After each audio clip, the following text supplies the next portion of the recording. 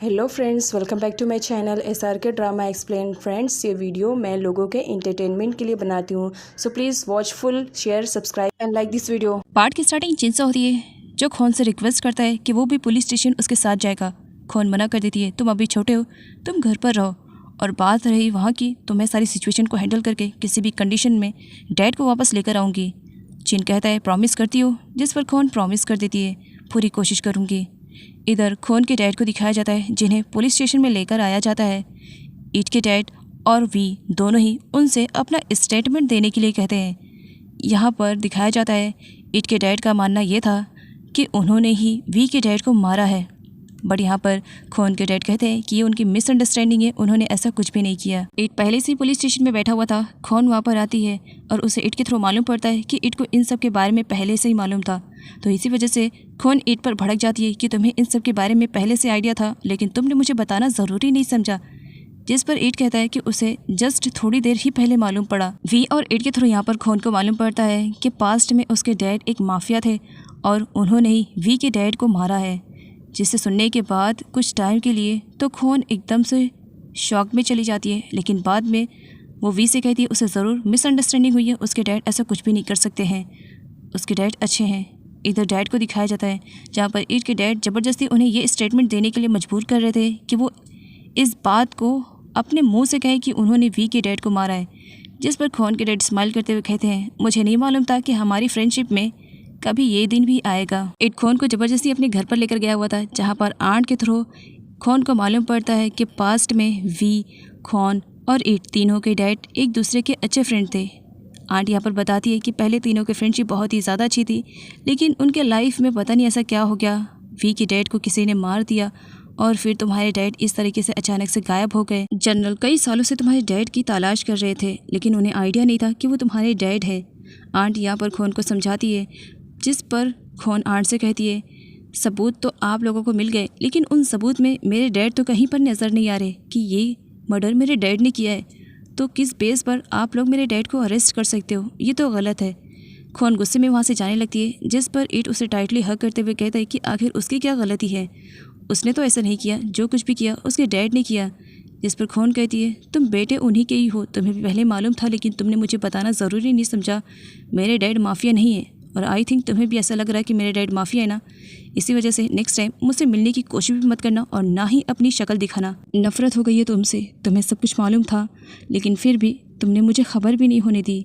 I hate you कहकर गुस्से में वहाँ से चली जाती है। ईट अपने डैड से पूछता है कि क्या उन्होंने अपनी आंखों से देखा था कि खोन के ही डैड थे जिन्होंने वी के डैड को मारा था। जिस पर डैड बताते हैं कि उन्होंने देखा तो नहीं था अपनी आंखों से, लेकिन सारे सबूत ये चीख कर कह रहे कि ये मर्डर खोन के डैड ने किया। जिस पर ईट अपने डैड और वी से कहता है बिना किसी सबूत के उन्होंने खोन के डैड को अरेस्ट करके अच्छा नहीं किया, और गुस्से में वहाँ से चला जाता है। वी को भी कहीं ना कहीं अब ईट की बातें सही लगने लगी थी। खोन के घर वापस आने पर चिन खुश हो जाता है, ओह थैंक गॉड तुम आ गई हो, कब से इंतजार कर रहा था। बाय द वे डैड नहीं दिखाई दे रहे, क्या वो नहीं आए हैं? खोन चिन से सॉरी कहती है कि वो अपने डैड को वापस नहीं लेकर आ पाई। ईट एग्जाम देने के लिए आया हुआ था, जहाँ पर उसकी मुलाकात माया से होती है।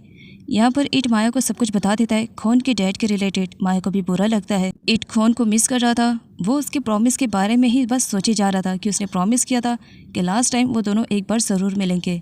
सारे स्टूडेंट एग्ज़ाम हॉल में जाने लगते हैं। ईट को भी एग्ज़ाम हॉल में जाना पड़ता है। उसके हाथ में पेपर्स तो आ चुके थे, बजाय लिखने के वो बहुत ही ज़्यादा अपसेट बैठा था। जेड भी उसे चेयरअप करने के लिए आया हुआ था। ईट इंतज़ार करता है कि हो सकता है खोन उसे बेस्ट ऑफ लक बोलने के लिए आए। खोन के ना आने पर वो उसकी क्लासेस को देखता है और अपने पास ही रख करके एग्ज़ाम पेपर लिखना स्टार्ट करता है। जेल में डैड से मिलने के लिए खोन और चिन दोनों साथ आए हुए थे, और साथ ही डैड की मेडिसिन और कुछ खाने का सामान भी लेकर आए हुए थे। वी के आने पर खोन उसे कहती है कि क्या वो अपने डैड से मिल सकती है उन्हें खाना देने के लिए और मेडिसिन खिलाने के लिए। वी मना कर देता है, जिस पर खोन वी से कहती है, एटलीस्ट तुम तो ये मेडिसिन और फूड मेरे डैड को दे सकती हो ना, प्लीज़ आई रिक्वेस्ट यू, उन्हें दे देना। ये वी ले लेता है। वी जाने लगता है, लेकिन वो एक बार रुक करके खोन से कहता है, क्या तुम मुझे समझ पा रही हो, ये सब मैं जानबूझकर नहीं कर रहा हूँ। जिस पर खोन कहती है, क्या सच में वी तुम्हें लगता है कि मेरे डैड तुम्हारे डैड को मारेंगे, जबकि दोनों में कितनी अच्छी फ्रेंडशिप थी। वी खोन से कहता है कि अभी तक सबूत नहीं मिला है कि वो तुम्हारे डैड है, लेकिन अगर तुम्हारे डैड इनोसेंट है तो उन्हें बचाने में मैं तुम्हारी पूरी मदद करूँगा। इधर इट को दिखाया जाता है जो पूरी लगन के साथ अपना एग्ज़ाम दे रहा था। टीचर आते हैं और बताते हैं कि टाइम फिनिश हो गया है और शीट ले लेते हैं। माया इट से उसके एग्ज़ाम के बारे में पूछती है, जिस पर इट का कहना था कि उसने अपनी तरफ से पूरी कोशिश की है। तभी वहाँ पर जेट दौड़ते हुए आ जाता है। वो बहुत ही ज़्यादा खुश था। वो इट से पार्टी की डिमांड करने लगता है कि चलो पार्टी करते हैं, तुमने अच्छे से पेपर दिया है। बट यहाँ पर इट मना कर देता है, मैं कोई भी पार्टी शार्टी करने वाला नहीं हूँ क्योंकि मैं बहुत ही ज़्यादा अपसेट हूँ। जेट के पूछने पर यहाँ पर मालूम पड़ता है इस वजह से क्योंकि खून उससे अपसेट है। इसी वजह से जेट उसे सजेस्ट करता है कि उसे एक बार खून से ज़रूर बात करनी चाहिए। वी खून के डैड के पास फूड और मेडिसिन लेकर आया हुआ था। वो बताता है कि उनसे मिलने के लिए खून और चीन आए हुए थे, लेकिन पुलिस स्टेशन के भी कुछ रूल्स एंड रेगुलेशन है। माफिया के साथ किसी को भी मिलना अलाउ नहीं है। इसी वजह से उन्होंने खून को अंदर आने नहीं दिया। यहाँ पर डैड का कहना था कि तुम्हें ज़रूर लगता होगा कि मैं माफिया हूँ। वो मेरा पास्ट था और अब ये मेरा प्रेजेंट है। मैंने ऐसा कोई काम नहीं किया जिसकी वजह से मुझे डरना चाहिए। मैंने तुम्हारे डैड को नहीं मारा है, मैं यही बार बार कहूँगा। वी खून के डैड से कहता है, आपकी बातें सुनने के बाद मुझे ऐसा लग रहा है कि आपको मालूम है कि मेरे डैड को किसने मारा है, आप मुझे बता क्यों नहीं रहे? तब खून के डैड वीर से कहते हैं, तुम पुलिस ऑफिसर हो ना, एक कॉप भी, तो जाओ तुम खुद ही पता कर लो कि तुम्हारे डैड को किसने मारा है। खून के डैड मेडिसिन और फूड नहीं ले रहे थे। इसी वजह से वी को उनकी फैमिली फ़ोटो दिखाना पड़ता है कि उनकी फैमिली है जो उनके लिए बहुत ज़्यादा परेशान है, तो इसी वजह से उन्हें अपना ख्याल रखना चाहिए। चिन और खून की फ़ोटो देखने के बाद डैड फूड खा लेते हैं और मेडिसिन को भी खा लेते हैं। आंट काफ़ी जल्दी में बाहर जा रही थी। इट के डैड पूछते हैं, जिस पर आंट बताती हैं कि वो टेंपल जा रही हैं क्योंकि उन्होंने प्रॉमिस किया था इट के एग्ज़ाम के रिलेटेड, अगर वो एग्ज़ाम अच्छे से देगा तो इसके लिए वो टेंपल जाएंगी। साथ ही यहाँ पर आंट इट के डैड से कहती हैं कि उन्होंने बहुत ज़्यादा गलत किया खून के डैड के साथ, बिना किसी सबूत के उन्हें अरेस्ट कर लिया सिर्फ शक की बेस पे, जबकि अभी तक पता नहीं है कि आखिर किसने वी के डैड को मारा है। किम को दिखाया जाता है जो एक बार फिर से लेग के फ्रेंड को अपने पास बुलाता है और उसे ड्रग्स डीलिंग का काम देता है और साथ ही वॉर्न भी करता है कि अगर इस बार उसे कोई भी भूल या चूक हुई और सही टाइम पर डिलीवरी नहीं हुई तो इसके बदले इस बार वो उसकी जान भी ले सकता है। खून पुलिस स्टेशन में थी, उसे बार बार इट का कॉल आता है, वो इग्नोर करती है, लेकिन चिन कॉल को रिसीव कर लेता है। क्या सच में तुमने एग्ज़ाम नहीं दिया? जिस पर खून चिन से कहती है, लाओ मुझे बात करने दो, और वो इट से कहती है, क्या तुम क्रेजी हो गए हो? तुम्हें समझ में नहीं आ रहा है कितनी मेहनत के बाद तुम्हें मौका मिला था अपना एग्ज़ाम देने के लिए और तुम साइको एग्ज़ाम क्यों नहीं दिए तुमने? अब तुम्हें कौन स्टडी करवाएगा? इट खून को थैंक्स बोलता है उसकी इतनी ज़्यादा केयरिंग करने के लिए, जिस पर खून मना कर देती है, मुझे तुम्हारी बिल्कुल भी फिक्र नहीं है। इट कहता है तुम्हारे फेस के रिएक्शन से ही पता चल रहा है। जिस पर खून अपने फेस को टच करती है, तभी वहाँ पर एंट्री हो जाती है इट की। वो वहीं पर खड़ा खून से बातें कर रहा था। इधर चिन को दिखाया जाता है जो चुपके से आराम से पतली गली से निकलना चाह रहा था, लेकिन खून उसे रोक लेती है। चिन, ये सब क्या है?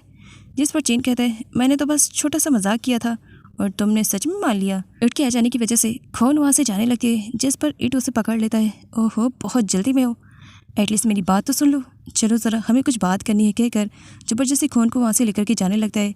इन दोनों को ऐसा करते हुए देख करके चिन स्माइल करता है और इट को बताता है कि वो किसी सेलिब्रिटी से कम नहीं लग रहा है। माया जब शूट के लिए आती है तब उसकी मुलाकात एक न्यू हीरोइन से होती है और इसे अपॉइंट किया था मानी और डायरेक्टर ने। इट ज़बरदस्ती खून को उसके घर पर लेकर आया हुआ था, जिसकी वजह से खून काफ़ी बिगड़ी हुई थी इट पर। इट खून से कहता है कि वो उससे बात करना चाहता है। खून कहती है, लेकिन मैं तुमसे बात नहीं करना चाहती हूँ, मेरा बिल्कुल भी मूड नहीं है तुमसे बात करने के लिए। जिस पर इट खून से कहता है कि इन सब में उसकी क्या गलती, उसके डैड की सज़ा वो इट को क्यों दे रही है। इस पर चिन कहता है, यू आर राइट ब्रो। इट खून से कहता है कि अभी तक ये साबित नहीं हुआ है कि तुम्हारे डैड ने ही वी के डैड को मारा है, तो हम सबूत ढूंढने की कोशिश करते हैं जिससे साबित करे कि तुम्हारे डैड इनोसेंट है। तभी वहाँ पर वी भी आ जाता है। वी का भी मानना कुछ इसी टाइप में था, तो इसी वजह से वो खून से कहता है कि इट जो कुछ भी कह रहा है सही कह रहे हैं, हमें सबूत ढूंढना चाहिए। नेक्स्ट सीन में तीनों को प्लानिंग करते हुए दिखाया जाता है कि किस तरह वो अपने इस मिशन पर एग्जीक्यूट करेंगे ताकि वो जल्द से जल्द खून के डैड के खिलाफ सबूत ढूंढ सके। लेक भी अपने फ्रेंड को रंगे हाथों पकड़ लेता है कि ये अभी तक ड्रग्स की स्मगलिंग कर रहा है। वो गुस्से में सारे ड्रग्स को फ्लैश कर देता है। लेक को बिल्कुल भी आइडिया नहीं है कि थोड़ी देर बाद उसके साथ क्या होने वाला है।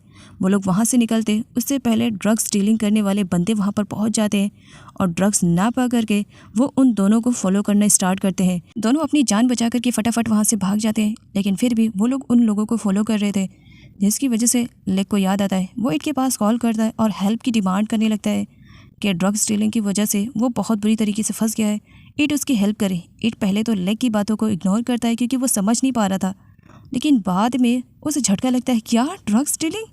वो लेक के पास कॉल करता है, क्या सच में तुमने अभी थोड़ी देर पहले ड्रग्स डीलिंग की बात की है? लेक इट को पूरी सच्चाई बता देता है और उससे हेल्प की डिमांड करता है, साथ ही एड्रेस भी सेंड कर देता है। और वी को जब इसके बारे में मालूम पड़ता है, दोनों उन लोगों को बचाने के लिए निकल पड़ते हैं। इधर लेक को दिखाया जाता है जो अपनी फ्रेंड की क्लास ले रहा था। उन दोनों को लग रहा था कि वो दोनों सेफ है, लेकिन तभी वहाँ पर गुंडे आ जाते हैं और उन दोनों को पकड़ लेते हैं। और आगे बॉस को दिखाया जाता है, मतलब कि किम को जब मालूम पड़ता है कि एक बार फिर से लेक के फ्रेंड ने उन लोगों का काम ख़राब कर दिया है, तो वो उन लोगों को पनिशमेंट के लिए दूसरी प्लेस पर ले जाता है। और उन लोगों को फॉलो करते हुए वी और इट भी उसी प्लेस पर पहुंच जाते हैं। वी इट को वहाँ से जाने के लिए कहता है कि इन सारे कामों में रिस्की होगा, तुम यहाँ से चले जाओ। इट जाने से मना कर देता है। इधर लेक और उसके फ्रेंड से पूछताछ की जाती है कि उन लोगों ने ड्रग्स को कहाँ पर छुपा के रखा हुआ है। लेक का फ्रेंड सच्चाई बता देता है कि वो सब फ्लैश कर दिए गए हैं, जिस पर उन लोगों को बहुत ज़्यादा गुस्सा आता है, स्पेशली किम को। तब यहाँ पर उन दोनों को इलेक्ट्रिसिटी से झटके दिए जाते हैं पनिशमेंट के तौर पर। और ये सब देख करके इट काफ़ी परेशान हो रहा था। किम बहुत ही ज़्यादा गुस्से में था। वो उन दोनों को जान से मार देने की धमकी दे रहा था। वो उन दोनों को मारता या कुछ और करता, उससे पहले वहाँ पर इट की एंट्री हो जाती है। इट और वी दोनों मिल करके उन गुंडों से फाइट करते हैं और उन गुंडों को अरेस्ट भी करवा देते हैं। यहाँ पर लेक के फ्रेंड को दिखाया जाता है, उसे भी अरेस्ट कर लिया जाता है इलीगल काम करने के जुर्म में, जिस पर वो अपने फ्रेंड से डिमांड करता है कि वो उसकी हेल्प करे, लेकिन लेक उसकी हेल्प नहीं करता है।